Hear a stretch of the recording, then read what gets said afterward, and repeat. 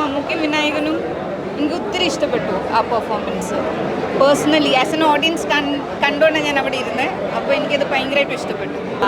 ഞാൻ ഇപ്പോൾ പടം കണ്ടിട്ട് ഇറങ്ങിയതാണ്. ഞാൻ ഭയങ്കര ഹാപ്പിയാണ്. Like starting first of all ഇതിൽ ആക്ട് ചെയ്തിട്ടുണ്ടെങ്കിലും എവിടെയാണ് നമ്മൾ ഈച്ച് ഓഫ് അസ് എവിടെയാണ് പ്ലേസ്ഡ് അയക്കുന്നതെന്ന് അറിയില്ല. അപ്പോൾ എല്ലാം ഭയങ്കര സർപ്രൈസിങ് ആയിരുന്നു. ആൻഡ് പെർഫോമൻസ് വൈസ് ഇത് കാണുമ്പോഴത്തേക്കിന് ലാസ്റ്റിൽ വന്ന് ഒരു big cake as a treat തന്ന പോലെ ഉണ്ട്. അപ്പം ഭയങ്കര ഹാപ്പിയാണ് തിയേറ്ററിൽ വന്ന് കളങ്കാവിൽ എക്സ്പീരിയൻസ് ചെയ്യാം.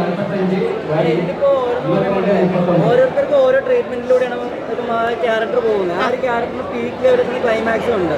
അതൊക്കെ തിയേറ്ററിൽ നമ്മൾ ഒരുപാട് പ്രതീക്ഷകളോടെ കണ്ടാണ്. അപ്പോൾ ഒരു ഓഡിയൻ്റെ മുന്നിൽ ഇതിൽ അഭിനയിച്ചിട്ടുണ്ട്, അത് വളരെ മനോഹരമായിട്ടുള്ള എല്ലാ പ്രഷറും ഏറ്റെടുക്കുന്നുണ്ട്. അപ്പോൾ ഒരു ഓഡിയൻ്റെ നിലയിൽ ഈ ഒരു പെർഫോമൻസ് കാണുമ്പോൾ എങ്ങനെയുണ്ടായിരുന്നു?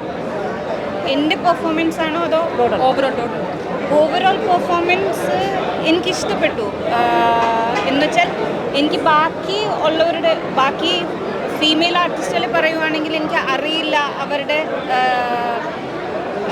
ഇനിയും ഞാൻ വർക്ക്സ് കാണാനുണ്ട്. ബട്ട് ഓവറോൾ എനിക്ക് ആൾക്കാരുടെ പെർഫോമൻസ് എല്ലാം ഇതിൽ ഇഷ്ടപ്പെട്ടു. പിന്നെ മമ്മൂക്കും വിനായകനും എനിക്ക് ഒത്തിരി ഇഷ്ടപ്പെട്ടു ആ പെർഫോമൻസ്.